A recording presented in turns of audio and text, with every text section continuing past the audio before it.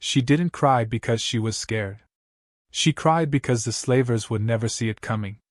The girl bolted through the alien forest, feet bare, robes torn, mud streaking her cheeks.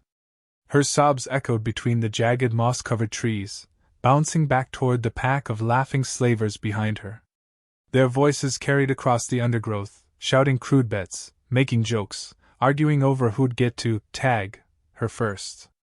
She stumbled over a twisted root, hit the ground hard, and whimpered like prey. The slavers howled with laughter. That was her third fall. She was making it look better each time.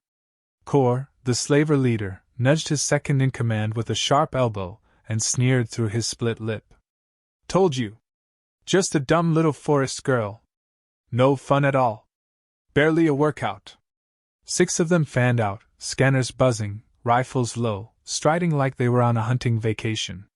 They were armored, well-fed, and overconfident. The youngest of them, a pale ex-merc with a stubby tusk jutting from his chin, whispered, I almost feel bad, boss. She's got nothing. Kor spat into the dirt. That's not nothing. That's pure profit running scared. No brands on her skin, no neuromods, no implants. She's clean. And those ones? Always sell best. He waved them on. Corner her gently. Don't bruise the goods. She was listening to every word. As she clung behind a wide fungus-covered tree, heart beating in a rhythm she trained to control, her tears dried. She blinked once. Focus returned. Her hands slid silently through the moss. Her fingers found the pressure spot beneath the surface. She pressed it, just enough to feel the buried click. The forest itself was layered in traps, some old, some hers, some taught to her by the man they called Phantom. But they never saw him. Just like they wouldn't see what she was about to do. The undergrowth was thick with steaming ferns and bioluminescent mushrooms. The alien sun, a pale green disk behind hazy clouds, offered little light. But she didn't need it. She remembered every twist of the trail. Every rock and root and drop of the terrain. The path she had run was a lie. It was designed to funnel the slavers into confusion, into noise, into discomfort. She made them believe she was desperate. What they didn't realize was that she wasn't running from them. She was guiding them. The rookie with the tusk broke away from the others. His scanner pinged weakly to the left. He followed it with his rifle raised and heartbeat low. He muttered, Got her scent. She's close. He crept toward a hollow stump, rifle trembling slightly. As he leaned to look inside, a small white bundle sat resting on moss. A piece of her robe. Still warm. His eyes went wide. He turned, too late. A blur dropped from above and struck his helmet. His visor cracked. He collapsed silently. The girl darted off before the body hit the ground. She didn't need to finish him. The trap was set. The others would hear his silence and get jumpy. She knew what fear did to teamwork. It snapped it. Back on the main trail, Kor cursed and tapped his comms. Delta report. Where's your ping? Nothing. Just static. I said report. Still nothing. The comms cracked, then screeched. A high-pitched whistle, followed by soft breathing. Then a girl's voice, clear and unafraid. One down. The line cut. Kor froze.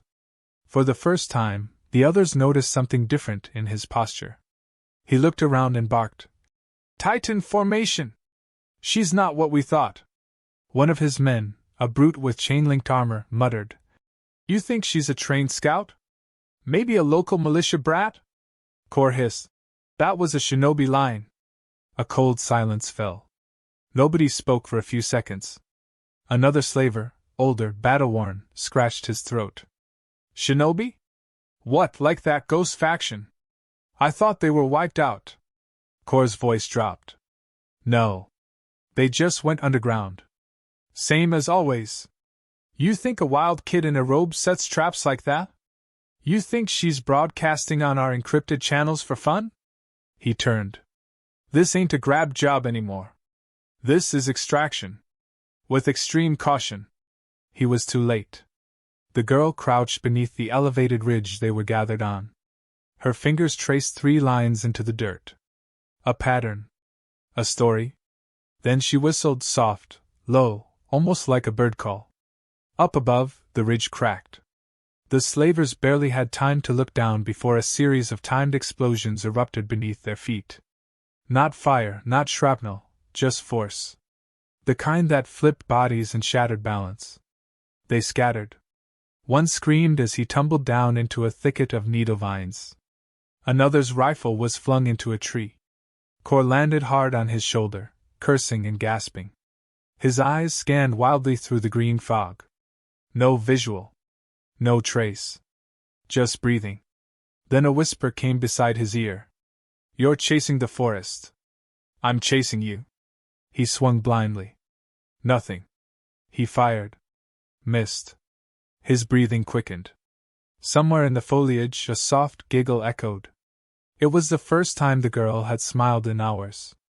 But not because she was safe. Because the slavers had finally realized, too late, they were not the hunters. The trees had turned. The girl had stopped running. And the ghost who trained her was watching. From the canopy above, a silhouette moved. Not her. Something larger. Cloaked. Ancient. Still. The wind barely touched it. It watched silently, arms folded, eyes never blinking. The girl was not alone. And the shinobi had returned. The forest moved with her. Every breath she took matched the rhythm of the wind. Every step pressed into the moss with such careful control it left no imprint. She was no longer the girl they had seen screaming and stumbling. That version of her was dead the moment she triggered the first trap.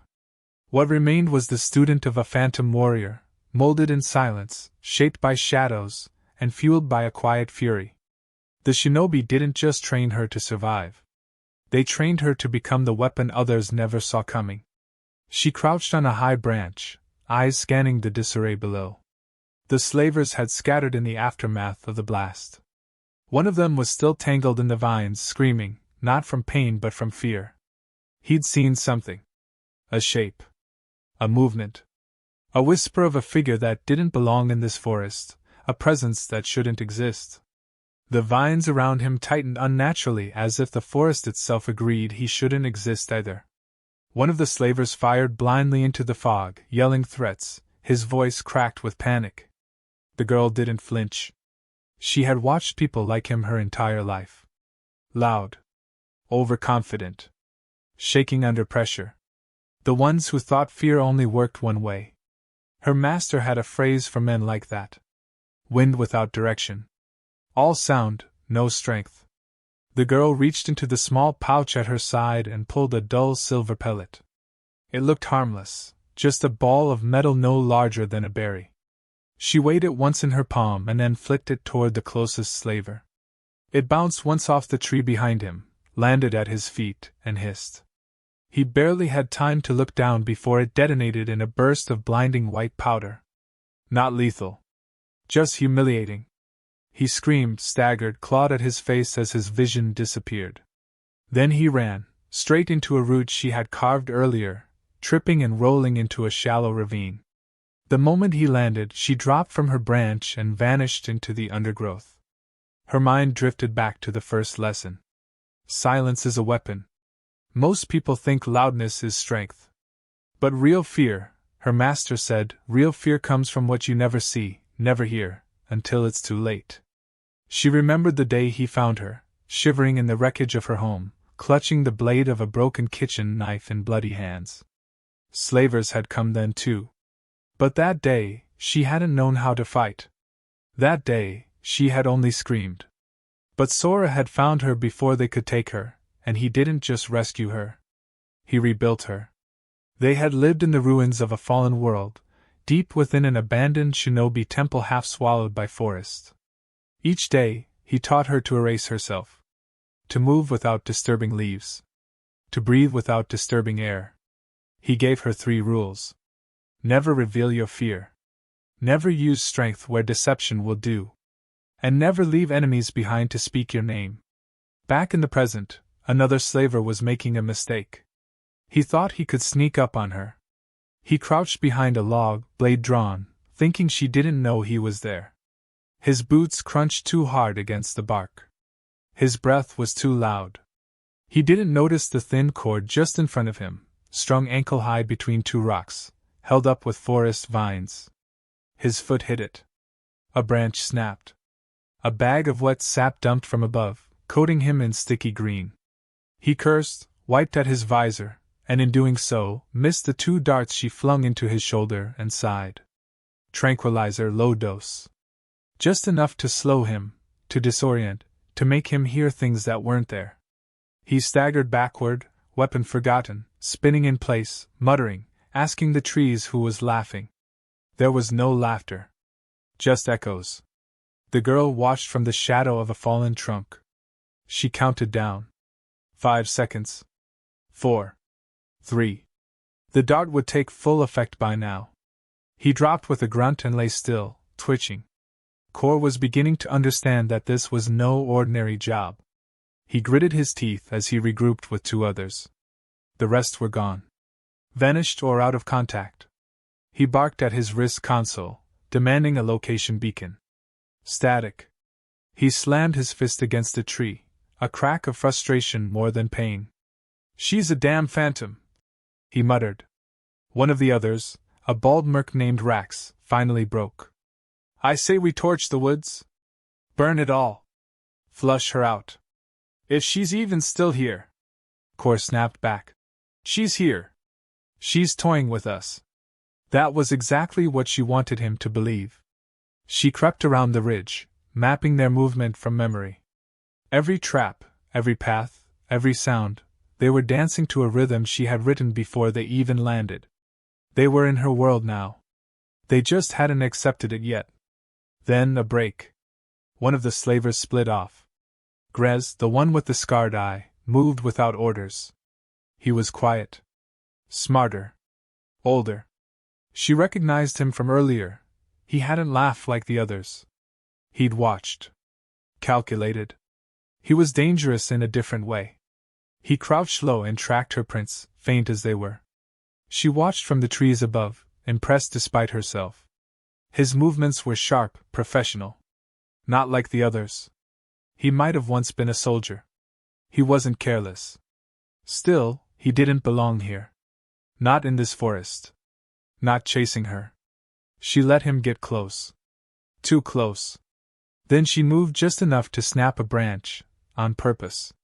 He turned, gun raised, calm. "I know you're there," he said. "You're not some ghost. You're a trained scout." "Military?" She said nothing. He took a cautious step forward. "Look, kid, I don't care about the others. I'll leave. I just want out." Another step. She let him see her. For just a moment. Hood up. Eyes steady. No fear. His hand twitched. Not toward his gun, but toward his calm. That was the mistake.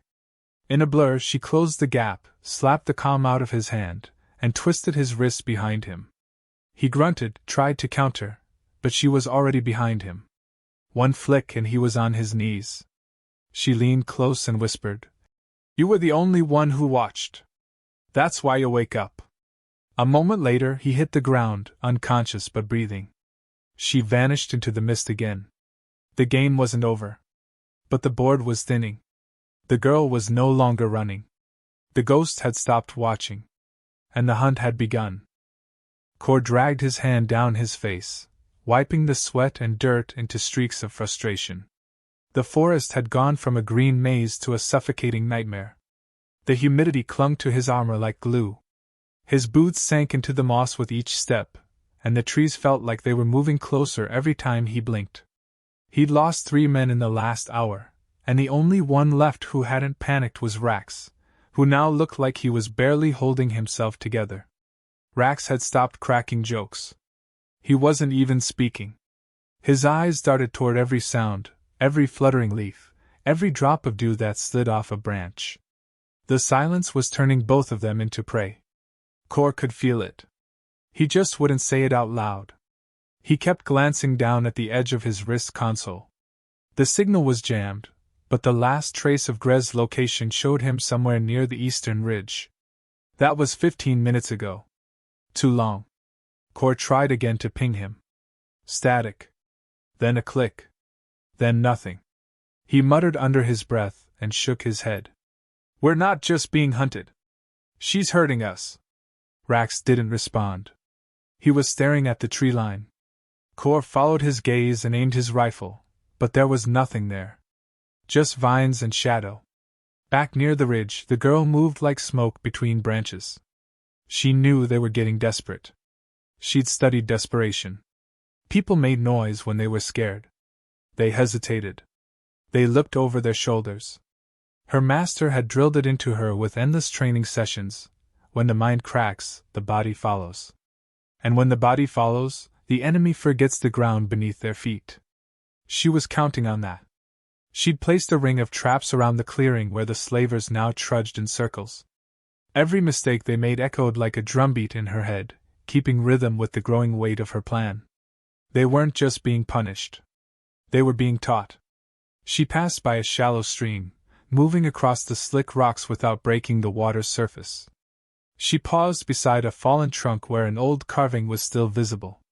A circle with 3 inward blades. Her master's symbol. She touched it briefly, then kept moving. Up ahead, Rax had just stepped into the wrong spot. He felt it before he saw it. A crunch. A creak. A vine shifting overhead. His eyes shot upward, but the trap had already triggered. A snare tightened around his ankle and yanked him off the ground with brutal speed. He screamed once before his voice vanished behind the canopy. Kor spun and aimed upward, but the leaves had already swallowed his partner. He fired anyway. A burst of plasma scorched the upper branches, but no target emerged. He kept shouting Rax's name, knowing it was useless. The air grew heavier. The forest pressed inward. Kor's breath rasped in his helmet. He ripped it off and hurled it to the ground. You think this is a game? He shouted at the trees. You think this makes you strong? You're just a scared little girl hiding behind tricks. The words echoed, bounced, and then came back to him in a voice that wasn't his. Strong? No. You are. He turned. She was standing 10 feet away. Arms loose. Hood up. Face calm. Not even a weapon in her hands. Just watching him. He raised his rifle without thinking, but she was already moving. Not running. Gliding. He fired. The shot hit only leaves. She dropped to the ground, rolled, vanished into the mist. Kor spun around, searching, heart thudding. Then the air changed. A scent. Smoke. Old bitter smoke. And a voice, much older than hers, came from the fog. It carried no malice. Just certainty. You've wandered into a graveyard. Kor fired again. Everywhere. Blind bursts. The heat from his rifle seared his gloves. He kept pulling the trigger long after it stopped firing. He screamed, dropped the rifle, drew his knife, turned in every direction. She was behind him. He never heard her step. She struck the back of his knee with a blunt wooden rod, not enough to maim, just enough to drop him. He fell, roaring, slashing wildly. She stepped to the side, silent as the fog. You killed my family, she said quietly. You don't even remember it. You've done this too many times. He growled through gritted teeth. What do you want, vengeance? She tilted her head. That's not the code. He tried lunging. She dodged and swept his legs. He collapsed again. He expected a killing blow. It didn't come. Instead, she whispered, My master said some of them deserve to see who ends their path. You're one of them. His breathing became ragged. I'm not scared of you. She stepped back. Then you're not paying attention. The forest erupted with motion. Leaves rustled in every direction. Shapes emerged from the trees. Cloaked figures. Not many. But more than one. Faces hidden behind woven masks. Blades slung across their backs. Not illusions. Not stories. Real shinobi. Kor's knife trembled in his hand. He stared up at them as they closed in. The girl remained still. One of the older warriors nodded to her. She nodded back. Then everything went quiet again. They did not kill Kor. They let him see what had returned. What he had awakened. They let him live just long enough to understand that the shinobi weren't extinct. They had just been waiting. The girl watched as her master stepped forward, calm as ever. He looked at her once, pride behind tired eyes. She lowered her head briefly in respect, then followed him into the forest, vanishing once again. Kor screamed after them, but his voice didn't carry. The trees swallowed it. The hunt was over. But the message was only beginning. The girl sat in silence as her master sharpened a blade on a flat stone, his hands steady, his movements slow and deliberate. The fire between them crackled softly, its light flickering across the old warrior's face, casting shadows into the deep lines etched by time and battle. Neither of them spoke for a long while. There was no need. She knew what was coming. She'd seen the same pattern in every lesson, every silent morning, every scar on his skin. Preparation was never loud. Final moves were never rushed. The forest around them seemed to breathe slower now, as if even the trees were pausing to listen. They had moved to a deeper part of the jungle, where no machines could track them and no paths were marked. This place had no name in the galaxy's databases. It was older than that. The heart of the shinobi sanctuary. It had once been a temple. Now it was a ruin choked in vines, roots, and time, and yet it felt more alive than any spaceport or outpost. It had witnessed generations of warriors vanish into myth. And now, it was watching the myth return. Her blade rested in her lap. The steel was old, but not dull. A straight-edged katana hybrid, forged by hand, reforged with alien alloys, and finished with a single marking near the hilt. She traced it with her thumb. The symbol for balance. It had been carved by her master's hand the night she completed her first silent kill. Not in anger. Not in vengeance. But in precision. A clean strike. A necessary one. She remembered that night. The feeling of the forest holding its breath. The slaver who'd found their boundary line and thought nothing of crossing it. The way she waited for hours in the branches, watching him set up camp, drink, and laugh. She could have attacked immediately, but she didn't. She waited. Observed. Understood. Then, when the moment came, she moved like a falling leaf, and when the blade met his throat, he never had the chance to scream. Her master finally spoke, voice as calm as ever. "Do you know why I brought you back here?" She looked up, not answering immediately. He continued. "This place remembers things. Like you? Like them." He motioned toward the faint paths marked in the stone. Footprints of shinobi long gone. "When I found you, you were rage. You wanted blood. I gave you patience. But today, you crossed into something else." She looked into the fire. "I didn't kill them all." "No," he said. "But you decided who deserved death. That choice is what separates us from the things we hunt." He stood, the blade in his hand now gleaming. "And that's why you're ready?" She knew what he meant, but still asked. "Ready for what?" He looked at her. Not like a child. Not like a student. But like an equal. To lead. The word hit her like a stone in still water. All her life, she'd followed. Her parents had led her by the hand. The slavers had dragged her by force. Her master had guided her with silence and precision. But to lead meant bearing weight. Bearing others. Bearing the symbols she wore on her blade. He handed her a small scroll. Old, fragile, bound with red twine. "There are others. Scattered. Hiding. Watching the galaxy rot from the edges. They'll follow you if you carry this. Not because you are me. But because you are not." She took the scroll and tucked it into her belt. Her mind swirled with the thought of meeting others like her, trained in the same ways, armed with silence and shadow, waiting for the world to remember them. Her heartbeat slowed. She was ready. But the world wasn't done testing her.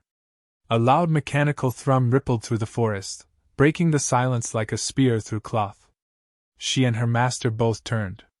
The sound of a dropship, low, hovering, then descending. Blue floodlights cut through the canopy like searchlights from the heavens. Her master's jaw tensed. "Back up," he said flatly. "He called someone before we found him." She stood immediately, blades drawn, senses flaring. The air tasted different now. The scent of plasma.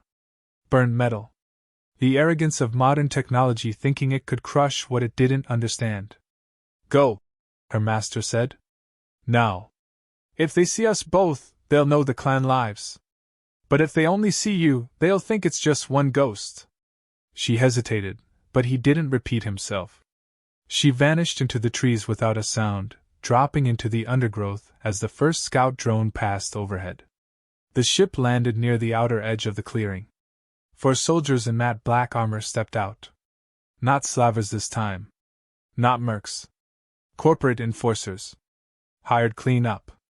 No loyalty, just orders. One of them approached the edge of the old temple, raising a scanner. "Thermal spike here. Something's down there. Maybe survivors." Another enforcer leaned over and lifted a small piece of metal from the soil. A broken dart. Shinobi steel. His brow furrowed. "This text not on the registry. No markings. No signature." He looked around, a sudden discomfort in his posture. "You feel that? Like we're being watched." The girl watched from the canopy above, silent as the branches. She recognized the lead one. His face had been in one of the bounty reports pinned to the slaver network. This wasn't a rescue mission. They weren't here to help anyone. They were here to bury what they didn't understand. She dropped silently behind one of them as he stepped away from the group. A whisper. A flick. He went limp. She dragged his body into the brush before the others noticed. Another one turned, catching a glimpse of motion. He raised his rifle. "Movement, Sector 3. The floodlights turned. Empty leaves. Then a voice behind him. Not hers. Her master's. Calm. Final. "You've come to the wrong tomb." 3 seconds later, all 4 enforcers were down. She emerged again, brushing a twig from her shoulder. Her master nodded, a small gesture, but meaningful. "They'll send more," she said. "They always do. But now they know." He looked to the sky, the dropship still humming above them, unaware its crew had already fallen. "Good," he said. "Let them come." They left the temple behind as the flames from the enforcers' destroyed weapons lit the ruin in orange. It wouldn't last. The forest would reclaim the site by morning. The stones would be overgrown again. But the message would remain. Left behind in the silence. In the vanishing footprints. In the legend already beginning to spread on the slaver channels. A young girl who could not be caught. A warrior with no nation. A shadow trained by ghosts. The galaxy had called her prey. Had hunted her like she was something fragile. But now, they would call her something else. Warning. The 3 remaining slavers moved fast. Not with confidence, but with the kind of desperate speed that came when men knew they were being erased. They pushed through the dense vines with cuts across their faces, breath ragged, and eyes constantly flicking behind them. They no longer cared about catching the girl. That game was long over. Now they only cared about getting off the cursed planet alive. The youngest of them, barely more than a hired hand with a twitchy finger, muttered between gasps. "This wasn't a hunt, it was a trap. The whole damn forest was a setup." His voice cracked as he tripped, rolled, and scrambled back to his feet. Another slaver, older, limping from a poison thorn, spat blood onto the moss and growled. "Shut up and run. Talk later. If there's a later." They had almost made it back to the clearing where their ship sat half-powered, hidden beneath a partial cloak field. The onboard AI had likely detected the loss of life among its crew but couldn't override its lockdown without a command signature. Core was missing. Grez was down. The command signal was gone. And all that remained was an automated message loop, authorization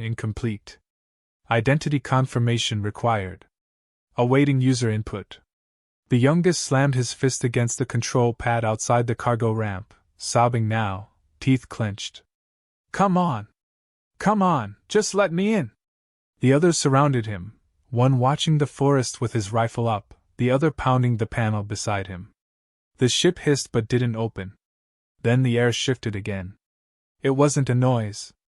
Not movement either. It was the sensation that something had arrived. Like a sixth sense warning a creature it was being watched by something it couldn't outrun. The one guarding the forest dropped his rifle a few inches as a flicker passed in his peripheral vision. He turned slowly, every instinct screaming that it was already too late. And it was. She stepped into view like a ghost peeled from the fog. No hood. No theatrics. Just calm. Her blade hung at her side, angled backward, stained but clean. The girl looked at the three men like someone observing old, broken tools, useless but familiar. They froze. None of them dared raise their weapons. The youngest tried words instead. We didn't mean for this. We were just following orders. We didn't know who you were. We thought you were just some lost girl. She tilted her head, slightly amused. And if I was? Her voice was quiet, clear, and without venom. He stammered. Then we would have helped. Look, I didn't even fire. I'm just transport crew. The girl nodded. I believe you. His breath caught with relief, but that was when he realized the others weren't relaxing. They were stiff, still staring behind her. Their mouths slightly open. He followed their gaze. Another figure had stepped out of the trees. Not her master. Not another shinobi. Someone else. A presence larger than either of them. Humanoid in shape, but taller. Armored in old, weather plates, draped in the tattered banners of the first clan. Its helmet was shaped like the skull of a beast, its hands gauntlet with clawed fingers, and its shoulders bore the markings of a rank that hadn't existed in centuries. The shinobi's original warchief. A myth among myths. It moved with no sound and held no weapon, but the forest bowed as it walked. The girl didn't look back. She just spoke softly. You see, I wasn't trained to kill. I was trained to remind people. The men broke. One screamed and bolted to the right. The armored figure moved a single step and vanished. A moment later, a wet snap echoed from the trees. The screaming stopped. The second man raised his gun. He didn't even get to fire. A blur passed through him. His knees hit the ground. Then his body. Only the youngest remained. On his knees. Head down. Shaking uncontrollably. Please, he whispered. Please, just let me go. I won't tell anyone. I swear on my life, I don't even know your name. She crouched in front of him and looked him in the eye. That's the only reason you're still breathing. He nodded furiously, tears falling. She didn't smile. She didn't threaten him. She simply walked past him and approached the ship. One palm pressed to the locked console. It beeped. Scanned? The ship's AI hesitated. Then it chirped in compliance. Identity recognized. The ramp descended. She stepped inside as the engines roared to life. The ship was theirs now. From the forest edge, her master watched. Not proud. Not concerned. Just present. The armored war chief had already disappeared into the mist again, returning to whatever realm he lived between death and memory. The forest settled. Inside the ship, she activated the console and pulled up the data logs. Every slaver transmission. Every transaction. Every location they'd raided. Every village, every trade, every name. She didn't flinch. She copied everything. Then she broadcast one signal across the old shinobi channels. Her voice recorded. This is not a rescue. This is a warning. You hunted the helpless for too long. You sold children. You raised homes. You thought silence meant safety. But silence was just waiting. We are awake now. We remember everything. And we are many. She shut the transmission down. The ship lifted off into the sky, rising above the trees. Below, the forest returned to stillness. The youngest slaver, still weeping, sat alone beside the burned clearing, staring at the ashes of his crew, too afraid to move. On distant planets, the message played again and again. Pirates paused mid-raid. Mercenaries froze. Slavers packed their camps and moved into the shadows, praying their names weren't already on the list. Because somewhere out there, a girl was hunting. Not for revenge. For balance.